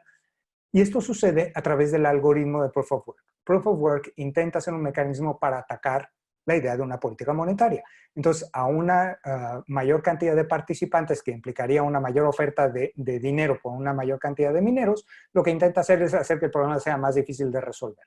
Esto funciona medianamente bien para mantener política monetaria, y digo medianamente bien porque es tan volátil el maldito precio que me atrevo a decir no es una buena política monetaria. Pero por el otro lado, esta idea de un algoritmo dispendioso no funciona cuando estás hablando de un caso de uso empresarial. ¿Por qué? Pues si se dan cuenta, la filosofía atrás de los casos de uso empresarial, digo, con todo el que hay algunos que hablan acerca de abrir nuevos mercados, lo que buscan primordialmente es la reducción de costo. Entonces, lo que hacen los casos de uso empresariales es que se deshicieron del algoritmo de Proof of Work y desarrollaron nuevos algoritmos de consenso, como puede ser, por ejemplo, el Practical Byzantine Fault Tolerance. La ventaja de estos algoritmos es que son muchísimo más eficientes. ¿Por qué? Porque nada más buscan el consenso entre los participantes que se ven involucrados en una transacción en particular. Por ejemplo, si yo te vendo mi auto, ¿quiénes deberíamos estar de acuerdo? Pues tú, yo y a lo mejor el registro federal vehicular. Pero los demás valen sombrilla, ellos no tienen nada que ver adentro de nuestra transacción. Entonces, la cantidad de partes que tienen que estar metidas adentro del consenso se reduce. A la hora de ser un algoritmo de consenso muchísimo más sencillo, los requerimientos de procesamiento y de energía se reducen a una fracción de nada. E incluso la transaccionalidad se incrementa, donde Bitcoin puede correr, por ejemplo, el día de hoy alrededor de 6-7 transacciones por segundo. Una red basada en Practical Byzantine Fault Tolerance podría estar corriendo alrededor de 25,000 a 30,000 transacciones por segundo. Entonces, ¿qué sucede? Que los mecanismos, digo, con todo y que si hay un costo de operación, el costo de operación es tan barato que generalmente lo que tienes es que la solución de blockchain es muchísimo más barata que hacerlo como lo hacías antes, que hacerlo con papel, que hacerlo con gestión humana. Entonces, esa es realmente la gran propuesta de valor de blockchain, que logremos hacer mecanismos de eficiencia digital utilizando esta tecnología. Y gran parte de la salsa secreta está en el cambio de modelo de algoritmo que utilizamos para lograr el consenso. Perfecto. Aquí hay otra que dice, me interesa el tema de aplicar blockchain para frutas y verduras para reducción de precios y trazabilidad de productos. Han presentado la plataforma IBM Food Trust. Me gustaría saber si está montada sobre Ethereum y usa Smart Contract o es vía blockchain nativa de IBM. Aquí, bueno, son varias preguntas. No está montado sobre Ethereum, está montado sobre la plataforma de IBM. De hecho, Food Trust es un producto de IBM. Ahora, vamos a hablar un poquito de esta plataforma de IBM, porque ahí hay como un área gris. IBM efectivamente desarrolla este blockchain, pero IBM una de las cosas que hace es que IBM en los últimos años no, está bastante en contra de la idea de generar tecnología propietaria. Entonces IBM lo que hizo con esta plataforma fue que la donó a la Fundación Linux. ¿Okay? Creó un proyecto, se llama el proyecto Hyperledger, y hace una primera donación de código. Y esa primera donación de código el día de hoy es conocida como Hyperledger Fabric. Entonces, el blockchain de IBM es Hyperledger Fabric. ¿Quieres jugar con él? Puedes bajar el día de hoy, entras a hyperledger.org y ahí vas a encontrar varios proyectos dentro de la familia Hyperledger, que por cierto, todos los proyectos dentro de Hyperledger son proyectos para hacer blockchain empresarial. Ya puedes llegar y bajar Fabric, que es tranquilamente el día de hoy el proyecto más activo dentro de la Linux Foundation. Es código abierto. Puedes ver la programación, puedes bajarlo y no tienes que pagarle una licencia a nadie, no tienes que pedir permiso a nadie y lo puedes hacer. No utiliza criptomonedas, pero ya al día de hoy lo puedes llegar y utilizar para desarrollar lo que tú quieras. Ahora, ¿tienes que hablar con IBM para hacerlo? No, en lo más mínimo. ¿IBM es el único que sabe desarrollar? No, tenemos un friego de desarrolladores para esto, pero el día de hoy cualquiera de ustedes puede tomar un curso. De hecho, yo doy varios cursos alrededor de diseño. Tengo un portal de GitHub, si quieren pueden buscarlo, es github.com, /marmota, así marmota como el animal y de electrónica. Ahí van a encontrar varios de mis proyectos. Y ahí tengo, por ejemplo, un curso de blockchain en donde los llevo paso a paso para el desarrollo de una solución blockchain utilizando Fabric. Entonces, gratuitamente pueden aprender y no tienen que acercarse a IBM. ¿Qué es el valor que tiene IBM alrededor de todo este ejercicio? Bueno, el día de hoy, por ejemplo, yo ofrezco Hyperledger Fabric as a Service. Entonces, si no quieres comprar servidores, yo te doy los servidores previamente ambientados para que ya estén trabajando dentro de blockchain y ni siquiera pagas por servidor, pagas por hora de procesamiento que estés utilizando. Es más, si tienes los servidores encendidos, pero no procesas nada, no pagas nada. ¿Okay? O sea, es un servicio medido. La otra cosa que tiene la oferta de IBM adentro de esto es que la capa de administración de la solución de blockchain es así, tenemos una capa que es nuestra, que hace que administrar una red de blockchain sea más sencillo. O sea, crear nuevos nodos, desplegar contratos inteligentes es más sencillo. ¿La requieres para hacerlo? No. Si eres técnico y te quieres meter a aprender a hacer línea de comando, lo puedes hacer tú por tu lado. Pero entonces, la oferta de IBM es nada más para intentar hacer más sencillo esto. Tenemos servicios profesionales que pueden ayudar a que si tú tienes una idea de proyecto, nosotros te la podemos construir, pero puedes hacerlo enteramente sin acercarte a IBM. Y Food Trust, como ya es una solución creada, si lo que te interesa es el hecho de utilizar esto para hacer trazabilidad alimenticia, lo único que necesitas hacer es llegar y suscribirte a Food Trust, que es como suscribirte a Netflix. Entonces, dependiendo de la cantidad de productos que estés procesando, eso es en cuánto te va a costar. Digo, entonces, ya sea que tú quieras crear tu solución o utilizar una solución precreada y en cantidad de opciones, y en algunas IBM te puede ayudar, en otras estás enteramente en tu libertad de llegar y hacerlo. Pero no utiliza Ethereum. Ok, ahí va una de Juan Ignacio Noriega. ¿Qué posibilidad le ves que el SAT en el futuro solicite blockchain para el manejo de contabilidad en las empresas para evitar cambios en la misma? Aquí hay un tema. Formalmente el SAT no lo requiere, por una razón. Porque la idea de mutabilidad alrededor de esto ya la logran el día de hoy con firma electrónica. Digo, obviamente tú puedes llegar y cambiar cuantas veces te ocurra de tu lado esa contabilidad, pero el SAT no te pide necesariamente que le des la certeza sobre la contabilidad mientras la estás llevando. El SAT está basado en un mecanismo que se llama de autodeterminación. Y esto quiere decir que el SAT va a trabajar con la información que tú decides compartirle. Y entonces el SAT lo que quiere proteger es esa información que tú le compartiste. Y el día de hoy le está protegiendo con firma electrónica avanzada porque el SAT está funcionando de manera centralizada. Entonces, me atrevo a decir, el SAT difícilmente lo necesitaría. Ahora, ¿hay mecanismos que le permitirían llegar hacia allá? Sí, definitivamente. ¿Por qué? Porque, por ejemplo, esto implicaría que el SAT tendría que ocupar una menor cantidad de recursos si lo está haciendo a través de un mecanismo distribuido. ¿Ok? Entonces, podríamos hacer que el SAT operara más barato y podríamos hacer que la contabilidad se pudiera llegar y auditar en tiempo real, cosa que también sería un beneficio para el fisco. Pero el SAT no lo veo ahorita pensando en esto. O sea, de hecho, me atrevo a decir, ahorita no estamos en una temporada de muchísima innovación gubernamental. Bueno, en sector público hay otras tantas cosas que podríamos estar haciendo. Por ejemplo, el día de hoy, quieres abrir una empresa y es un vía crucis. ¿Por qué? Porque tienes que hablar con el SAT, tienes que hablar con el IMSS, tienes que hablar con Economía, en algunos casos tienes que hablar con Secretaría de Salubridad, en otros tienes que llegar y hablar con Sedena. Un gran dilema donde tienes que llevar información para todos lados. En muchas instancias ha habido ejercicios para intentar hacer la idea de una ventanilla única. Pero cosa curiosa es que a pesar de que todo el mundo en el Estado siempre vio beneficios de hacer una ventanilla única, por ejemplo, para la apertura de empresas, o que tuvieras una ventanilla única para todos los trámites de gobierno y no tuvieras que ir dependencia por dependencia, el dilema es que ejecutarlo realmente jurídicamente es difícil. ¿Por qué? Porque las autoridades, si no tienen el derecho expreso en la ley para compartir esa información, no la pueden compartir. Entonces, por ejemplo, todas las autoridades fiscalizadoras por ley pueden compartir información. ¿Quiénes son las autoridades fiscalizadoras? El SAT, el IMSS y la CONAGUA. Entonces, eso quiere decir que entre ellos se pueden compartir información, pero, por ejemplo, el SAT no puede compartir información con la Secretaría de Economía, ni la Secretaría de Economía con el SAT. Entonces, si de repente tienes que hacer un proceso de integración entre ellos, resulta ser que jurídicamente no lo puedes hacer, porque la ley lo prohíbe. Digo, ha habido estos programas, pero están detenidos con alfileres. Basta que alguien levante la mano para que se vengan para abajo. Y luego el otro dilema que tienes es la ley de adquisiciones.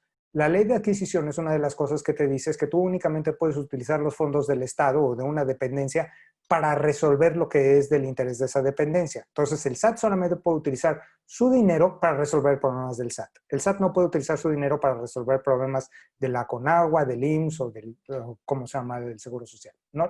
No lo puede hacer. Entonces, la idea de armar un portal único, pues ¿quién puede poner el dinero de ese portal único? Porque técnicamente sería malversación de fondos. Sin embargo, fíjate qué podrías hacer con blockchain. Todas las dependencias pondrían su nodo. Entonces no es malversación de fondos porque tú estás poniendo tu nodo para efectos de resolver tus temas. Compartición de información tampoco es un problema porque tú le estás dando la información no a una dependencia para que esta se la comparta a otra, sino lo que estás haciendo es estar registrando la información en el blockchain.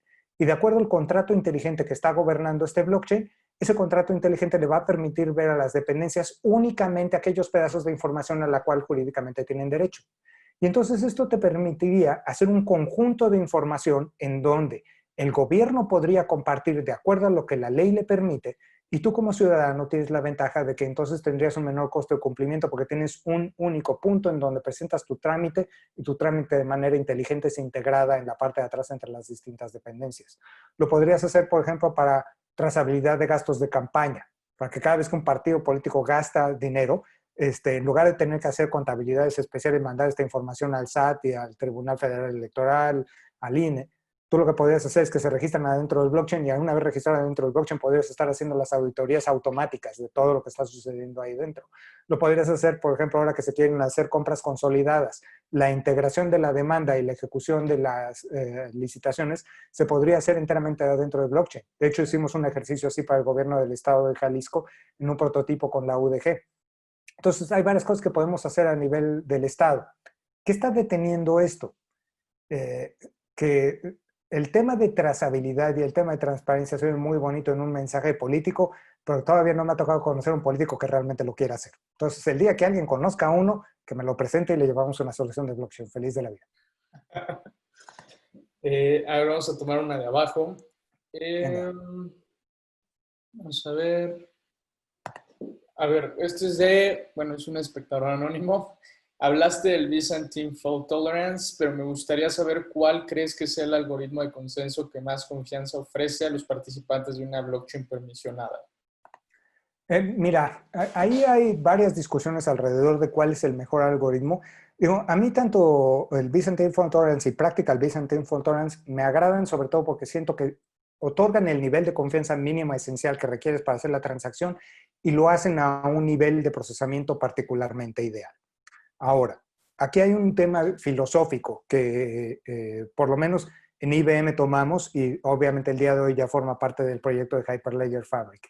Que parte de lo que nosotros veíamos es que si queríamos empujar esto adentro del entorno empresarial, teníamos que tener una arquitectura flexible, que esto es una cosa que normalmente no ves en las tecnologías de blockchain. ¿Cómo está esta flexibilidad? La flexibilidad está en el hecho de que, ok, cuando lanzamos esto, lo lanzamos con un algoritmo de consenso, pero dijimos, este no tiene por qué ser el algoritmo de consenso. Entonces la arquitectura de Fabric y después de otros tantos proyectos adentro de Hyperledger está basada en plugins. Entonces, el algoritmo de consenso es un plugin. Entonces, tú puedes utilizar uno de estos plugins adentro de tu red de blockchain y si resulta ser que ese algoritmo de consenso no es el algoritmo de consenso ideal para el problema que tú quieres resolver, puede haber otro algoritmo de consenso y tú puedes sustituir uno por el otro sin haber tenido que cambiar la plataforma. Y si incluso no existe el día de hoy un algoritmo de consenso que resuelva las cosas como tú las quieres hacer, existe la especificación para que tú vayas y desarrolles tu propio algoritmo de consenso. Entonces está basado en módulos que son empotrables adentro de la solución. Y lo mismo se hizo, por ejemplo, para los contratos inteligentes. Uno de los dilemas que nosotros veíamos en blockchain es que en donde veíamos mayor posibilidad de transformación empresarial en la idea del contrato inteligente. Pero si empiezas a ver cosas como Ethereum, empiezas a tener que hablar de cosas como Solidity, Serpent, Triple L. Güey, en buen plan creo que el día de hoy hay más gente que habla Esperanto que las que hablan Solidity. ¿Okay? Entonces, estás hablando de algo que no lo hace particularmente útil. ¿Por qué? Porque realmente, digo, no es que sea difícil desarrollar en Solidity, pero el problema es, mira, la criptografía no es difícil, pero la criptografía es cara. ¿Por qué? Porque habemos muy pocos ñoños que nos metimos al tema criptográfico. Entonces, en una ley de oferta y demanda, lo que sucede es que aunque sea una estupidez, generar un certificado, puedes ensartarte a alguien por $25 por ese certificado porque hay muy pocas gentes que saben hacer el certificado. ¿Ok? Entonces, nosotros veíamos ahí, había un tema de adopción alrededor de blockchain. Entonces, por ejemplo, una de las cosas que se hizo también fue la idea de agregar plugins sobre la idea del contrato inteligente. Entonces, donde otros están con Solidity o lenguajes específicos para el diseño de contratos inteligentes, en el caso de Hyperledger Fabric, el día de hoy puedes utilizar, por ejemplo, Java, puedes utilizar Golang, puedes utilizar JavaScript, puedes utilizar TypeScript. Y es más, si hay un lenguaje de programación que a ti te gusta, que el día de hoy no está, tú puedes llegar, utilizar la especificación y desarrollar tu propio lenguaje. Y este puede ser un lenguaje exprofeso, o sea, si alguien quisiera portar Solidity para trabajar adentro de Fabric, lo podría hacer. Si tú quisieras que, por alguna razón que escape de mi comprensión, quisieras hacer que Fortran fuera, o COBOL fuera un lenguaje de programación de contratos inteligentes, lo podrías hacer. Entonces, a lo que voy con esto es, considero peligroso el hecho de hablar acerca de que hay un algoritmo de consenso que es ideal para las redes. Lo que tenemos que hacer es analizar problema por problema y dependiendo del tipo de problema a resolver es cuál es el algoritmo de consenso que debes de llegar a utilizar. Entonces, si lo que estás haciendo es intentar proteger una transacción de la totalidad de participantes de la red, factiblemente podrías llegar a utilizar un proof of work, por ejemplo, para hacerlo. ¿Por qué? Porque ese sí te protege de todos los participantes de la red. Si lo que el día de hoy tienes una transacción en donde son pocos los participantes que se ven afectados por esa ejecución, pues entonces te vas por un Practical Byzantine Fault Tolerance. ¿Para qué? Para que tu consumo de recursos sea el menor posible y tengas de todas maneras el nivel de red. Entonces, no hay una herramienta superior a otra. Lo que tienes que hacer es analizar tu problema y elegir la herramienta de acuerdo al problema a resolver.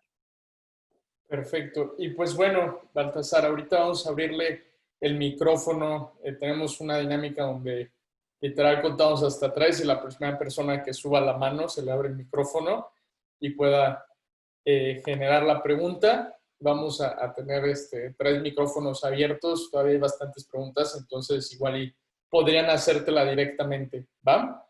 Va, venga. Perfecto. Pues 1, 2, 3. A ver, David Solís.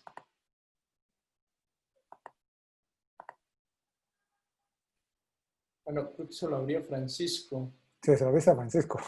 Sí, a ver.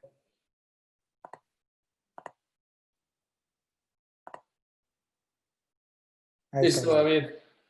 Está en mute todavía, pero si quieres quítate el mute y haz la ¿Estás pregunta. en mute, David? Sí, ya. Gracias. Oye, primero que nada, muchas gracias por la presentación. Bastante dinámica, bastante bien explicada. Y tengo, bueno, son varias preguntas. Voy a tratar de resumirlas. Y más que nada es, para un entorno empresarial,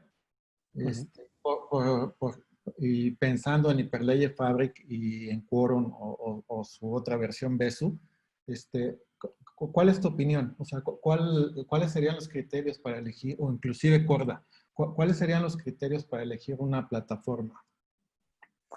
Ok, híjole. Ahí sobre todo digo, primera recomendación es aléjate de cualquier guerra religiosa. Y esa me la aplico yo porque soy de IBM, ¿no? Lo primero que tienes que ver es, sobre todo, uno, analizar el tipo de problema. Y dependiendo del tipo de problema, es qué tipo de solución vas a llegar y aplicar. Si la solución es enteramente empresarial y no requiere, por ejemplo, de mecanismos de token, generalmente te vas a estar fijando en temas más bien como un Corda o temas como un Fabric, por ejemplo. Ahora, ¿qué vas a utilizar también para elegir uno u otro? Por ejemplo, la capacidad de tus propios desarrolladores. ¿Tus desarrolladores hablan alguno de los lenguajes de programación que están metidos ahí dentro? Eso va a tener un impacto dentro de tu modelo de negocio. La otra es las capacidades de soporte que hay alrededor de esto. ¿Por qué? Porque si vas a lanzar esto en una plataforma distribuida, quieres tener algo que sea sencillo de administrar y cada uno de ellos tiene sus capacidades distintas desde para administrar nodos existentes como agregar nuevos nodos, dar de baja nodos o hacer intercambios de estos contratos inteligentes. Entonces, yo me fijaría en todo esto y analizaría mi problema. ¿Qué tanto voy a tener que estar agregando o dando de baja nodos? ¿Qué tanto voy a tener que estar haciendo cambios adentro de mi contrato inteligente? ¿Mi modelo va a ser tokenizado o no va a ser tokenizado? Y dependiendo de esto, puedes analizar las distintas características de los modelos de red que hay ahí atrás y con esto elegir cuál de estas distintas tecnologías quieres hacer. O sea, incluso hay muchos casos en donde ni siquiera deberías de estar utilizando, por ejemplo, un blockchain y tú armar la red completa y te podrías estar montando sobre la red de alguien más, por ejemplo, nada más pagando gas alrededor de Ethereum para que ellos registraran tus transacciones. Entonces, es difícil llegar y atacar con una solución genérica. Entonces, más bien el truco es analiza tu problema y dependiendo de ese problema tienes que hacer los modelos o sea, tienes que hacer un FODA, o sea, fortalezas, oportunidades, debilidades y amenazas alrededor del problema que estás resolviendo y las distintas soluciones que puedes llegar y traer para elegir la herramienta adecuada. De hecho, en el repositorio de GitHub que les mencioné hace rato, ahí hay ligas hay uno que se llama Curso Blockchain. Ahí hay ligas a un par de presentaciones. Les recomiendo la primera presentación. Ahí viene material de un curso completo que doy alrededor de temas de blockchain y hago un análisis de distintos tipos de blockchain y sus distintas características. Entonces, te puede servir como un primer punto de partida alrededor de qué cosas te tienes que fijar alrededor de tu problema de negocio para elegir el blockchain adecuado. Asimismo, también en esa página dejé una sección que se llama bibliografía y ahí en la bibliografía hay varios libros, tanto algunos digo sí de paga, pero una buena cantidad de libros gratuitos en donde hay bastante información de cómo ayudarte aterrizar ese caso de negocio hacia la selección de una plataforma particular. Pero al final del día, te digo, depende mucho de con quién lo vas a desarrollar y qué tan variable va a ser ese modelo de caso de negocio que piensas resolver. Ok, y la segunda pregunta es básicamente si has utilizado el Digital Asset Modeling Language. Y si sí, No, ¿cuál es fíjate, tu ese no lo he experiencia? utilizado ahorita. No, no lo conozco, fíjate, igual me debería de meter. He estado peleando Es que ahorita mucho en otras plataformas, pero sí, no, que ese no se, me ha que tocado. se puede poner un plugin con Hyperledger como lenguaje para los contratos inteligentes. ¿Y este es Y en puedes Fabric? modelar. No, no, no. La compañía se llama Digital Asset, de hecho. Sí, o sea, pero mi duda es, ¿esto es con Hyperledger Fabric o es con Sí. Hyperledger Sotus o alguno de los otros Hyperledger? Con Hyperledger Fabric y también se puede hacer No, con no, pues te SoapBook. agradezco muchísimo, fíjate, no lo conocía y suena bastante interesante. Sobre todo porque, digo, creo que una de las cosas que nos hace falta ahorita es seguir agregando nuevas herramientas que haga más sencillo la creación de estos modelos. Durante un tiempo hubo, por ejemplo, una solución que se llamaba Modeler, y la idea de Modeler era algo para poder diseñar exactamente estos modelos de activos y los modelos de permisos y los modelos de, ¿cómo se llama?, de contrato inteligente. El proyecto desgraciadamente se murió, era un proyecto también open source, y yo me quedé sintiendo que hacía falta algo un poquito más de misión específica, sobre todo para el diseño de las estructuras de datos y las reglas de gobierno de contrato inteligente. Entonces le voy a echar un ojo ahí. Muchísimas gracias por el tip. Exactamente, para eso es. Bueno, muchas gracias. No, gracias a ti. Gracias, Y sobre David. todo gracias por esa recomendación. Mira, de todo se aprende, fíjate. Ah, mira, ya pusieron hasta la liga. Muchas gracias. No, déjame, voy a quedar con esa liga. Perfecto, entonces vamos por la segunda, que es 1, 2, 3. Y bueno, yo vi a Ángelo Tito. Vamos a ver. Hola, Adelante, ¿Qué Ángelo. tal? Adelante. hola, ¿qué tal? Pues, como siempre, felicitarlos por este diplomado que está muy bueno y se pone cada vez más interesante. Bueno, ¿sí me escuchan? Sí, ¿Sí? te escuchamos perfecto ahí. Ah, gracias. Bueno, fíjate que no, yo me dedico más al tema de movilidad urbana. Ahorita con el tema de la pandemia, se están abriendo otros mecanismos como para gestionar el espacio público. Entonces, no sé si conozcas tú alguna aplicación o algún caso de uso que tenga que ver con la gestión del espacio público, sea para el uso para la ampliación de banquetas o los estacionamientos. Fíjate que en concreto no me ha tocado ir nada específicamente así para espacio público, sin embargo, un caso de uso que estuve discutiendo hace un par de semanas que podría derivar en algo así, tenía que ver con la gestión de lo que se llama presupuesto participativo.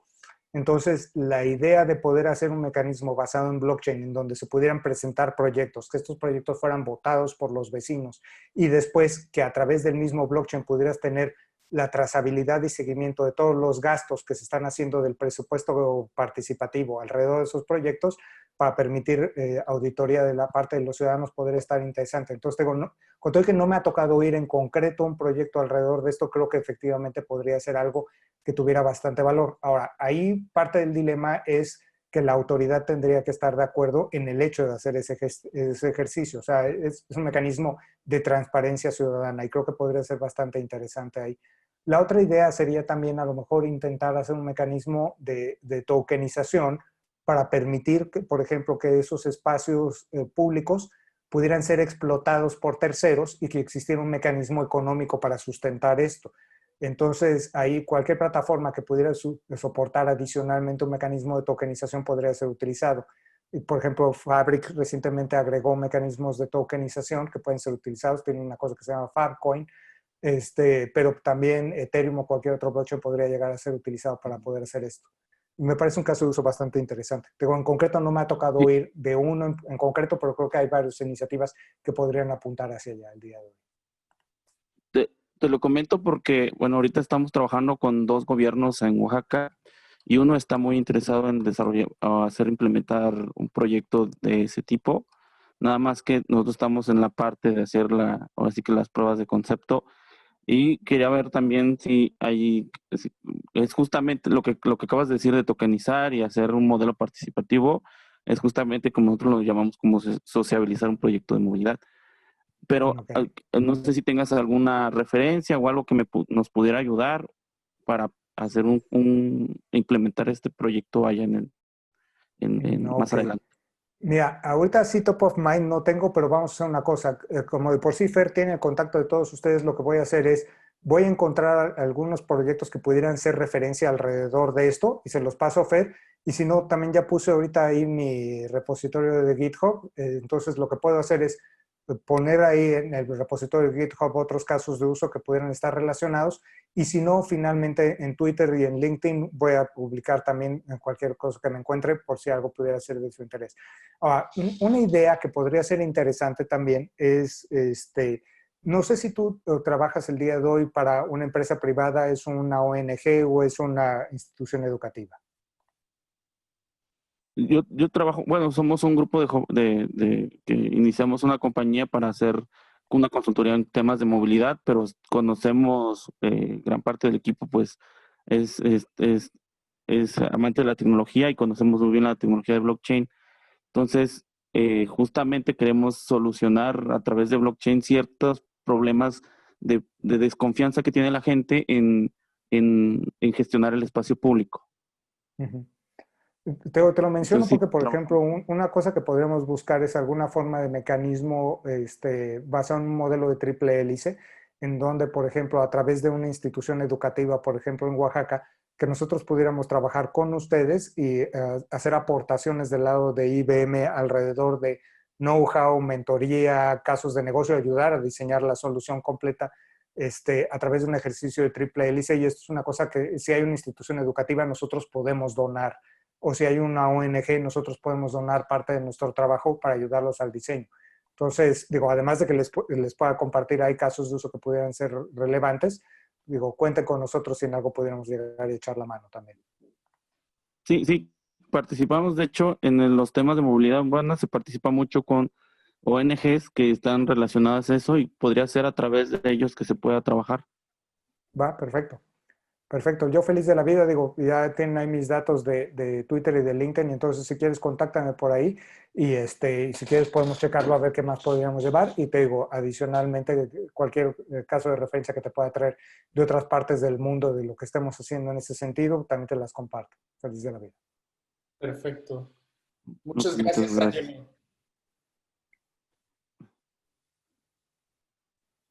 Antonio. Perfecto, y vamos por el último, a la 1, a las 2 y a las 3. Rodrigo, este sí fue. Adelante, Adelante, Rodrigo. Rodrigo. Hola, ¿qué tal? ¿Qué tal? Buenas noches. Creo que en algún momento ya había visto una conferencia que diste en el TEC, justamente de blockchain y energía o algo así. Uh-huh. Y ahorita estoy en un proyecto, no soy ningún experto ni nada, pero es un proyecto alrededor de la salud. Justamente transferencia de datos, mantener la confidencialidad entre pacientes, doctores, el hospital y poder llevártelo a otros lados, ¿no?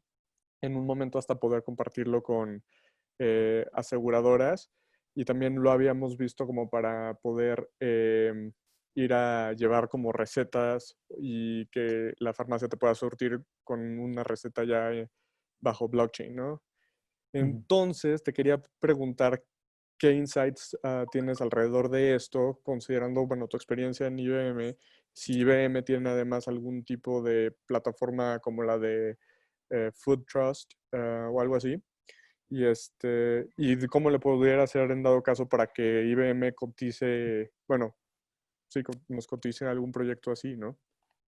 Ok, mira, el día de hoy a nivel plataforma lo que tenemos trabajando, por ejemplo, ya en salud, es este prototipo que se diseñó en conjunto con Merck, KPMG, Walmart y el FDA. Por eso está pensado sobre todo como Food Trust, haciendo trazabilidad de alimentos. Aquí la idea es hacer trazabilidad de fármacos.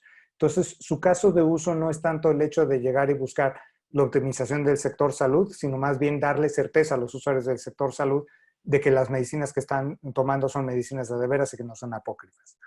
Ahora, tendría que checar si el día de hoy hemos hecho algún desarrollo pensando en el terreno del, ¿cómo se llama? Expediente clínico, intercambio de información. Como empresa somos muy activos en ese sector, nada más no sé, porque ahorita públicamente creo que no tenemos una referencia de la que pudiera hablar, pero me podría acercar a ti y comentarte qué tenemos. Ahora, en México, ¿qué está sucediendo? En México ya hay empresas, no necesariamente IBM, que están atacando este sector. De hecho, muy recomendable, échale un ojo a Prescripto de Berardo Barojas. Prescripto ya hace el día de hoy el registro de recetas electrónicas adentro del blockchain. Él sobre todo lo que está intentando hacer es reducir el costo de la emisión de la receta, el hecho de poder hacer, ¿cómo se llama?, mecanismos en donde pueda ser más eficiente el proceso de recetado, evitar el tema de recetas falsas y poder compartir información. No está yendo más allá, el día de hoy está enteramente enfocado en el tema de la receta. De hecho, él está operando con fondos de UNICEF, porque UNICEF le fondea parte del proyecto porque le dé un beneficio muy grande y él ya tiene bastante terreno andado alrededor de esto. Aquí hay un dilema que sí hay que tener cuidado, porque aquí es donde de repente blockchain puede venderte una esperanza falsa alrededor de un tema. O sea, ¿lo puedo utilizar para expediente clínico electrónico? Me atrevo a decir que sí, pero hay un pie de página del tamaño del mundo ahí abajo. El pie de página es, nunca registras adentro del blockchain el expediente clínico electrónico. Es pésima idea. ¿Qué sucede? Que el día de hoy, blockchain es una plataforma sumamente segura por la criptografía que estás utilizando. Pero la criptografía tiene una ventana de seguridad. ¿Y a qué voy con esto? No sé qué tanto conozcas alrededor de criptografía, pero en criptografía una de las cosas que manejamos son llaves. ¿Y por qué le llamamos llave? Porque lo que hace que esta cosita sea segura son los dientes que tiene. Entonces, esos dientes implican una combinación adentro de esta llave mecánica. Una llave más segura es una llave que tiene más dientes. Entre más dientes, más segura es porque implica que hay más combinaciones a intentar violar. Y entonces, una llave más larga es más difícil de llegar y falsificar. Por eso, por ejemplo, las llaves de seguridad no nada más tienen un peinecito de dientes, sino tienen 4 para incrementar la cantidad de dientes y la cantidad de combinaciones. Lo mismo pasa en criptografía. Dependiendo de la longitud de esa llave, es que tan segura es, porque a mayor longitud, mayor número de bits, mayor número de bits, mayor número de combinaciones.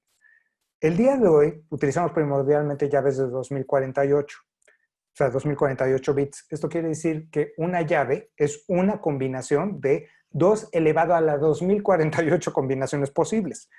Y eso es un chingo de combinaciones. De hecho, son tantas que si intentaras el día de hoy con todo el poder de cómputo de la Tierra intentar encontrar la combinación que hace una llave, te podría tomar 2 veces la edad del universo antes de que llegaras y le pegaras. Digo, no hay nada que evite que al primer intento lo encuentres, pero vamos, pues, te costaría muchísima cantidad de tiempo encontrar la combinación.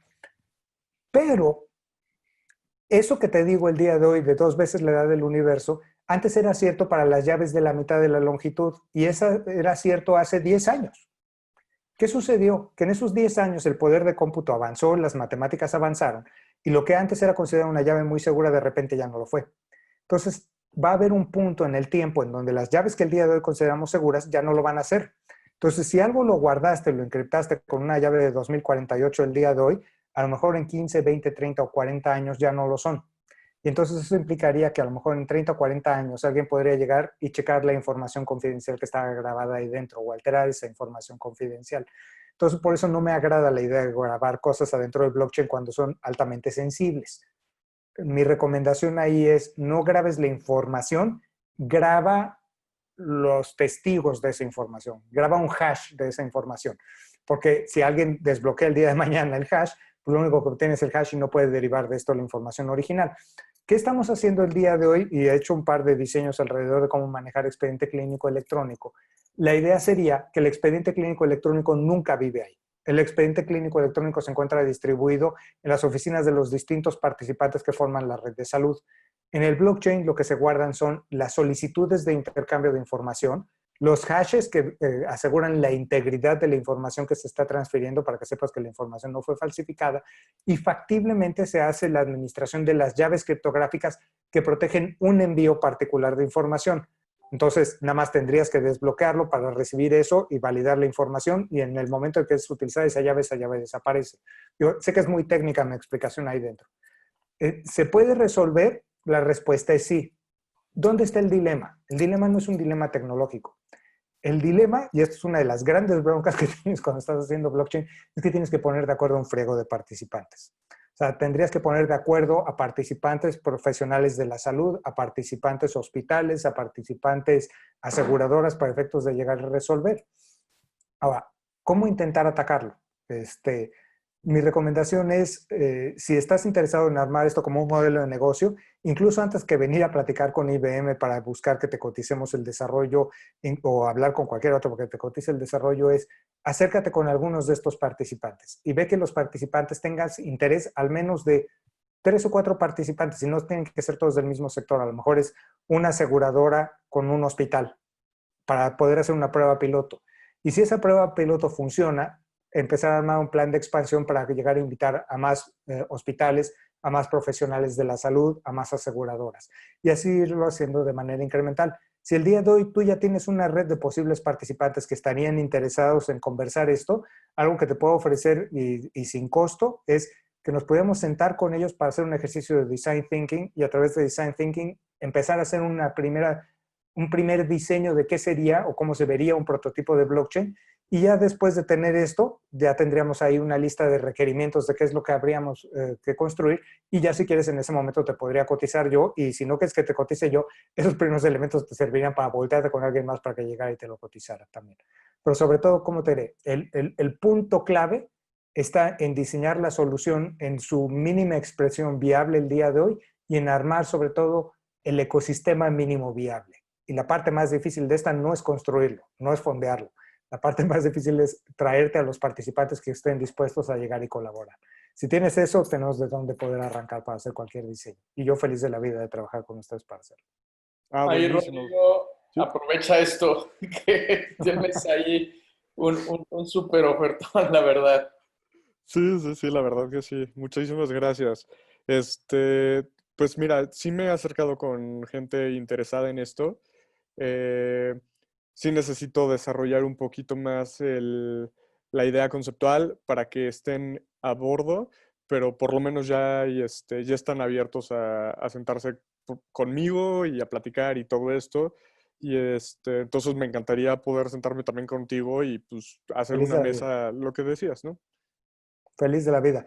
Ahora sí que Fer ya se aventó un taller de design thinking conmigo. Ya sabe lo que es aventárselo. Es bastante divertido. Bastante, de hecho. Este, es un ejercicio un poco cansado porque sí nos aventamos cualquier cosa de 8 a 12 horas en hacerlo, pero vale mucho la pena y puedes obtener muchos insights que, aunque no construyas una red de blockchain, son insights que son valiosos para efectos de poder hacer la solución. Un tip que también que te doy de recomendación, si traes mucho interés en el tema de resolver el dilema alrededor del sector salud, si tienes que buscar un participante, el participante más importante generalmente es el que paga. Entonces, tráete al asegurador. Si tienes un asegurador adentro de la red y él está dispuesto a entrarle, generalmente ese tiene suficiente peso específico para jalar a los demás. Pero ahí sí, la regla de oro es que el que tiene el oro es el que hace las reglas. Entonces, ve generalmente con el pagador. El pagador de salud es el que normalmente tiene mayores dilemas y el que podría estar más interesado en el hecho de llegar y resolver esto. Y generalmente ellos tienen capacidad de atracción como para jalar a unos cuantos participantes profesionales de la salud, laboratorios, farmacias, e incluso, ¿cómo se llama?, hospitales. Buenísimo, pues muchísimas gracias. Va. Les dejo en questions and answers, les dejo mi contacto, ¿cómo le hacemos? Va, perfecto. Si no, mira, déjame, te pongo aquí rapidísimo, te voy a poner aquí mi Twitter, un segundito. Ok, Este soy yo en Twitter, y déjame, te pongo ahorita también mi red de LinkedIn, y ya si quieres, ahí, nada más mándame un invite ahí en LinkedIn para que nos vinculemos, y a partir de ahí podemos hacer lo que sea. ¿Sí? buenísimo. Pues muchísimas gracias, ¿eh? Va. Perfecto, Rodrigo. Pues, Balta, Creo que ya está. con esto vamos cerrando el día de hoy. La verdad, muchísimas gracias. Siempre es un placer tenerte escucharte, como te lo había comentado en la mañana. Pues no me queda más que agradecerte, la verdad. Creo que se logra aterrizar muy bien casos de uso, del uso de la tecnología ya en la industria. Pues este diplomado ha sido un poco más técnico, sí hubo una parte donde se tocó casos de uso, pero ya verlo como, y es parte de lo que queremos también ver el sábado.